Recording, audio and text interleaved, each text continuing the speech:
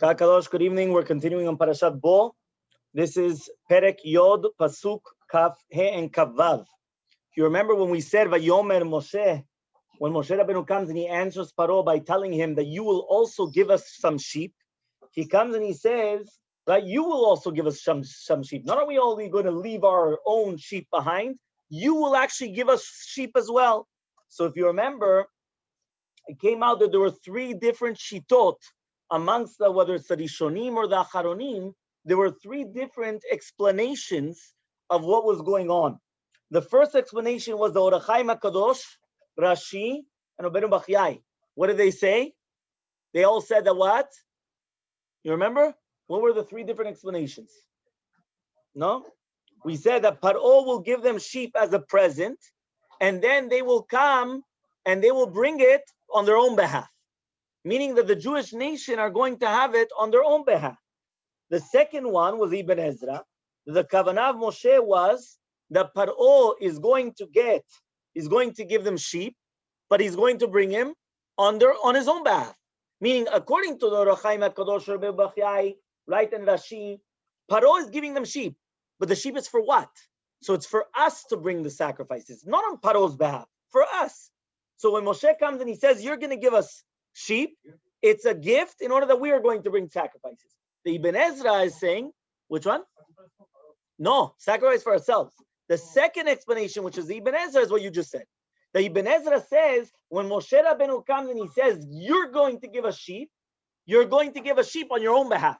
Meaning you're giving a sheep for yourself, and you were going to bring it on your behalf. That's what Moshe is telling him. The third explanation, which is Data Ramban, is that really Moshe didn't want to take the sheep at all. But it was just Sivra Chizuk. He said Paro was so much involved that even that he would be willing to give everything just so that way the Jews could get out of there. But now why Be'emet, right? What was the kavanah then of Moshe and Israel to take the sheep then? Why did he want to take the sheep? So the Shach explains that the kavanah of Moshe and Israel was in order to minimize the Avodah Zarah. Why? Because since the sheep of the Egyptians died, they wanted to start serving the sheep of the Jews. And therefore, Paro comes and he says, you guys have to leave over some sheep. Why? We don't have any more gods. All the gods of the Egyptians, they were killed. So therefore, he purposely wants, right, the Jews to leave over their sheep in order that they could serve the sheep. That's what he wanted. So Moshe Rabbeinu wanted to take away all the possibility of Avodah Zarah. So I'm taking all the sheep, everything, even yours. You're going to give everything. There's no sheep. That's what he's saying. He's saying not only are we taking our own, you're going to give us. So they didn't actually all die. You have to remember that there were people that whether it was in Makab Barad or others, Hayare Devar Hashem, and if you look there in the Yonatam Uziel, right, these were actually students of Bilam Rasha. There were people that they actually did fear God, that they did put the sheep and they put all the animals, they did hide them. So you do see that what? No, what are you doing? There were Bilam and his students, they were all there. They were all part of it. But they feared HaKadosh Baruch Hu, right? It doesn't, remember, it's not a stira. By Goyim, you could fear God, HaKadosh Baruch Hu, plus I could serve another 20. Right? They believe in it. Trinity, this, that. They believe in all these things. You understand? Shituf, what? No, because they believe that there's a few. Chas Shalom. So therefore they could do it. They don't believe in monotheism, that it has to be one God. So therefore there's a few. So okay. You're right. I'm afraid of this God, but I'm afraid of that God and that God and that God. So, but it's not a stira. It's not a contradiction. That's what could be. Yeah? So that was the explanation of the Shach. So comes Paro, and he says, Lech me alai. Get out of here. Yeah, what does that mean? Ka'asalav. He says he got upset. Why did he get upset? Because he's telling them to leave them behind, and then he's telling me, you yourself, you're going to give it to me. Right? Just like you remember what we mentioned yesterday. You guys are going to pay for it. Yeah, and you said, not only are we going to do it, you're going to pay for it as well. Yeah? So comes Chachamim and they say, what does it mean? Al tosef reot panai ki biyom acholcha reotcha panai tamut. Comes the Hemek Davar, and he says, 1 second. Paro knows that he cannot kill Moshe and Aharon. What's the proof that Paro cannot kill Moshe and Aharon? There's a Netziv that's asking this question. Remember the Netziv Mivolozhin, he wrote an explanation on the parasha called Hemek Davar. What's the proof that Paro couldn't kill him? Exactly. You didn't kill him until now. Now you're going to kill him? What is Paro saying? All of a sudden he wakes up and he says, you know what? Don't see me again. Because the next time you come in, I'm going to kill you. right? You guys didn't even have the power to kill them until now. Now all of a sudden you think you're going to have the power after all the beatings. Maybe the first time around when Moshe comes in and they made everyone look into like puppies, right? All the all the lions and everything, they all become like puppies. So maybe there you could say, listen, you know what? You better behave because next time you come in here without permission, I'm gonna. And now he's going to say it. He says, I'll read to you the words. Paro knew that he couldn't kill him. Right? Because if he could have killed him, he would have already killed him. Just like it says in Shemot Rabbah, Perek Tet. כשהיה משה יוצא מאצל פרעה, היה אומר, he used to say, אם יבוא אצלי אני אורגו, אני אצלו. I'm going to come in, I'm going to do all these things. Moshe used to come in, מיד נעשה פרעה מיתה, he used to become into a little tiny nothing. Right? That means, yeah, beforehand, yeah, I'm the gibor. The second Moshe Rabbeinu comes in, boom, he just melts. Yeah? So he says, v'tiretz, so he says, that's why, Bemet, the Targum Yonatan ben Uziel comes and he says, שימסור אותו ביד רישי ישראל, שרוצים להורגו. What happened is that it wasn't the pshat that Paro was going to kill him. You know what happened? Paro was not going to kill him. And that's also the Sechel Tov. Ki biyom rotcha v'ratabut, ani mosercha bidei bnei adam, shebikshu nafshecha mitechila v'mitucha. I'm going to put you in the hands of people that want to kill you. I myself, I cannot kill you. But there are other people that will kill you. Listen carefully, 1 second. היוצא מדברנו לכאורה, שלהיות בגלות אצל רישי ישראל הוא יותר גרוע מאשר אצל אומות העולם. Are you listening? You understood? One more time, I'm going to repeat. Yeah, listen one more time. What's happening?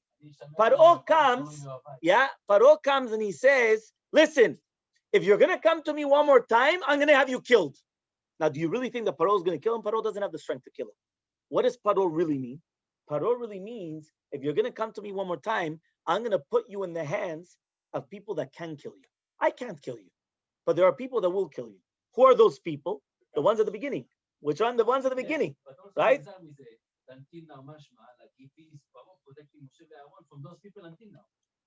It's true.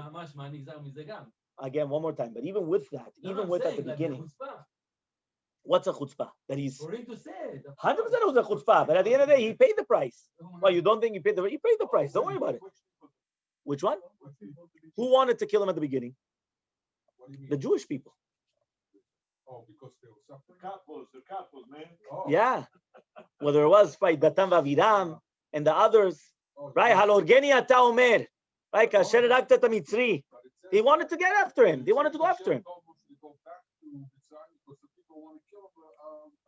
100%. There, kimetu kol anashim vakshim nashecha. Some people say that what? That they became poor. So when they become poor, they are considered dead. Well, you think. One second. Are you listening to your question? Jonathan, Yonatan. Yeah, this is going to be brought down. Yonatan ben Uziel. You know, we just spoke about Yonatan ben Uziel. You know, when did we speak about Yonatan ben Uziel? No, not only 2 seconds ago. Also when? What are we talking about? The bird. No, the truth is though that the birds. Okay, so the truth is the Gemara Masechet Sukkah. The Gemara Masechet Sukkah speaks about the greatest of the students of Hillel HaZaken was Yonatan ben Uziel. He had 80 students, and the greatest one was Yonatan ben Uziel. And they said in Yonatan ben Uziel, right, when there used to be a bird that used to come on top, it used to burn. Right, it used to burn. But listen carefully to your question. He asked a very good question. He said, 1 second, didn't it say that everybody died? So listen carefully. This is Perek Daled in Shemot, Pasuk Kaf. כתבו התוספות בעבודה זרה, עמוד א' דיבור המתחיל אלא. תפשטי דקרא מיירי בפרו. The פשטות is, who died? פרו, right? תהיינו מה שכתב לאל, וימו מלך מצרים. And that was also the Ibn Ezra. דמת פרו ועבדיו, שיודעים דבר המצרים, which means, פרו died, there's a new pharaoh. There's a new pharaoh, don't worry, you could go back to Egypt. That's what the pashtut is according to the Tosafot. However, though, the Netziv there again, this is the Netziv by us and the Netziv there. The Netziv there says, "Demikevan shelo amar kimet oto paro sheradaf acharav, mashma shelo yedeh miparo klal." 1 second, it didn't say that Paro died. When it says Vayamo melech Mitzrayim, that was after Yosef. But it didn't happen a second time around, meaning the first Vayamo Melech Mitzrayim at the beginning of Shemot. That was the Asher lo yadat Yosef. There was one of the Yosef, not this one. It's not another one. Sharegam below zeh haya shiluch kasher. So he says, so what's the pshat then? Right? So he comes and he says, but rather, kimetu kol anashim she'akavana biyuchud al Yisrael. It's talking about on Yisraelim, on Jews. Which Jews? Datam v'aviram. Because it says, right, Deneimar kan anashim, right, kimetu kol ha'anashim, all the people. And it says over there by Datam v'aviram, suru me'al ha'oleh ha'reshaim ha'ele. Right, he comes and he says also, come get away from all these, right, from the tents of these anashim, of these people. It was Datam v'aviram. And it's also Yonatan ben Uziel later on, Perek Yod Kafsu Kafchet, when it says, Ki biyom le'otcha fanai tamut, imsor yatach ben yedehen de'ama ha'ilen, tetave yat nafshach lemiktal yatach. He says, I'm going to put you in the hands of people of your own nation, that they are looking to kill you. And who is that? Datam v'aviram. V'chem pirshu chazal b'nedarim daf zayin amud bet. It's a gemara mefureshet in nedarim daf zayin amud bet. And avodah zarah amud aleph. מה שכתבו כמתו כל אנשים, הכוונה בזה על דתם ואבירם, שירדו מנכסיהם, that they became poor. וכן משמע מלשון הפסוק, ממה שכתב, המבקשים, right, that they are searching, they were yearning. תהילו הייתה כוונה מיתה ממש, but if it's going to be ממש that they died, היה לו לכתוב, אשר ביקשו, right, אשר ביקשו את נפשם, not המבקשים. So he says, מקרא דעודם חיים, they're still alive. You can't say that they were Metzorah, because the Metzorah is also Chashuv Kemet. But he says, so therefore you have to say, and the fact that they became poor, that's why they're considered dead. They died. But really, Be'emet, Paro, by us, right? And that's the Yonatan ben Uziel that I told you. He's telling you, Mefurash, he was going to come. He himself couldn't have killed Moshe Rabbeinu. But he would have put him in the hands of the people, that they would have done it. You understand? Which means that it's better to be in the hands of the Goyim than to be in the hands of Rishei Yisrael. Powerful words. So true. It's 100% true. How many years? It was many years. You're right. 80 years. No, it can't be 80 years, because if it's 80 years, Moshe Rabbeinu came in front of Paro at 80 years old. And obviously he wasn't 0 years old when he went, what? 60. Okay, there's all the machloket, everything depends on Vayigdal Moshe vayetze lechav. There's a whole machloket. How old was Moshe Rabbeinu? Vayigdal Moshe vayetze lechav. How old was he? Some people say 17. Some people say 13. Some people say this. There's all machlokot. So it all depends then. But it doesn't matter which year. You're right. There was around 60 years. What? Of Melech Kush. Yeah, he was the king of Kush for 40 years. 40 years. Yeah, 100%. Okay. Fine. Vayomer Moshe, comes Moshe Rabbeinu. Yeah, and he says, Ken dibarta, you're right. You are going to tell me, Paro, that I'm not allowed to look at your face? You're right. Because the day I see your face, you're going to die? 100%. You're correct. Lo sifot ro panecha.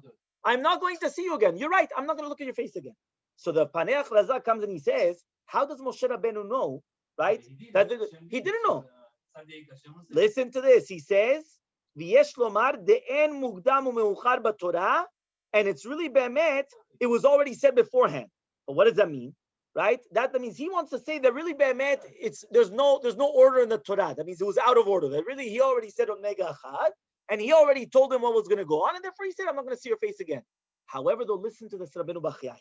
Rabbeinu Bachiyai, yeah?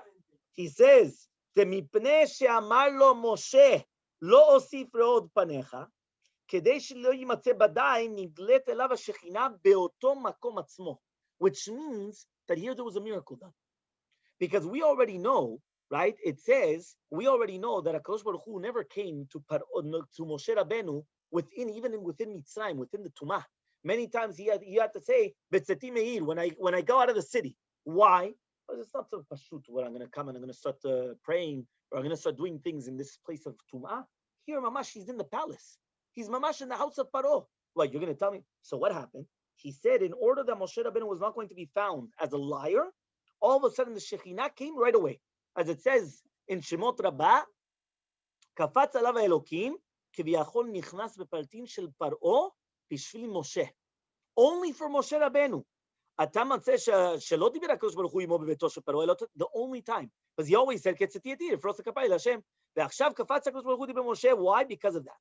Right? So that's the first explanation of what he says. Which one? Yeah, that's what Rashi says later on. Rashi says, "Mobno lifnei paro." That's the explanation. Mobno lifnei paro. So now he comes and he says, "Vayomer Hashem o Moshe nega echad."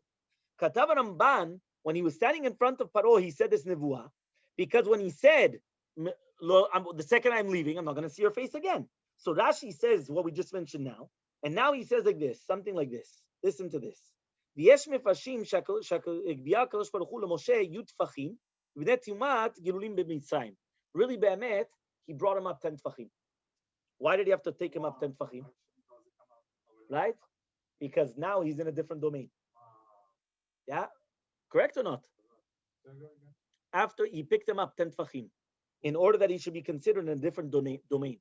That's Zekanim Baler Tosafot. Which means the second that he's going to be above 10 tfachim, he's in a different domain. Once it's in a different domain, that's it, there's no problem. Correct or not?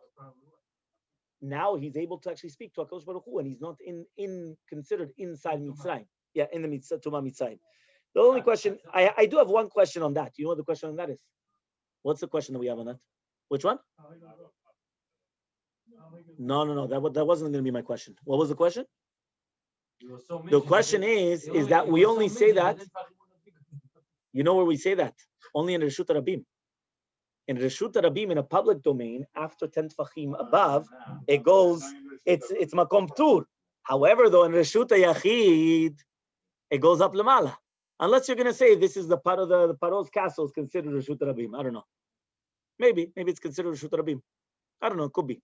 That's again, that was the only question. But we just learned that in Eruvin. No, you didn't learn Eruvin with us. Daf Yomi, you didn't learn Daf Yomi with us. Huh?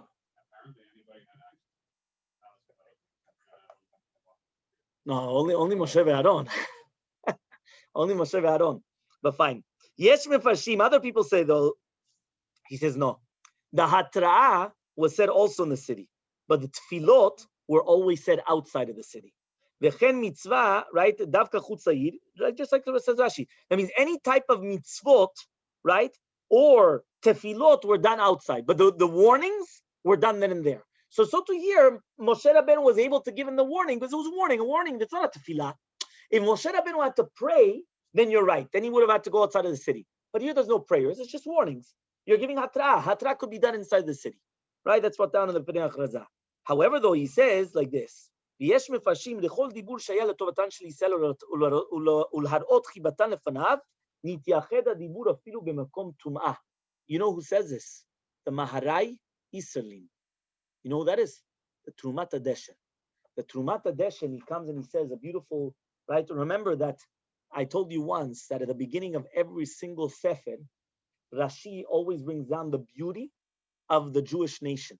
How HaKadosh Baruch Hu were so chavivim that he wants, whether it's going to be in Bereshit, that the entire world, why did we start only this? Just to show us how Kama Chavivim were in front of HaKadosh Baruch Hu. So he's going to give us the land of Eretz Yisrael, whether it's in Shemot, whether it's in Vayikra, Bamidbar, every first Rashi in every single Sefer, it tells us the beauty, right, of what it is Am Yisrael. So comes the Trumat HaDeshen and he says, V'yesh mefarshim, anything that was for the good of Am Yisrael, and to show how precious we are, HaKadosh Baruch Hu comes and he designates, right, himself to speak to Moshe, even in a place of Tum'ah. Where else do you see this? By Bilam HaRasha. Tichti vayikar Elokim el Bilam, right, to Pirashashi, Devekoshi nigla alav bayom. Bekoshi he went to him to seclude himself to speak to Bilam. Lefi shehu ki isha tmea pilegesh, because this is like a isha pilegesh, it's something tameh, tmea. So therefore, you go in the nighttime in hiding, because it's not something which is normal. It's not the normal wife. It's like a pilegesh. So he says, but to show how precious we are, he went to Bil'am in the middle of the day. Nigla elav bayom. And the same thing. Parashat Makat Bechorot, kula chibatam shel Yisrael. It's so much of the preciousness of showing how beautiful we are in the eyes of Israel, of HaKadosh Baruch Hu. Right? So therefore, that's why it was going to be done in the middle of the day, in the middle of everything, even in a place of Tumah. To show that HaKadosh Baruch Hu loves us so much, he goes above and beyond. Remember, Ahava mekalkelet et hashura. Right? Love always will come and will turn things around. Which means that when a person really loves someone, many times that happens is that it changes things. Right? So that's why. So he finishes off by saying, by Parashat Chodesh, Em baze larot chibatan, the mitzvat ol malchut shamayim, it's mitzvat ol malchut shamayim, and koshken tefillah that he was praying on the mitzvim, that it wasn't going to be in the place that there's not going to be. Okay? Rabbi Chanina ben Akashya Omer Atzar Kadosh Baruch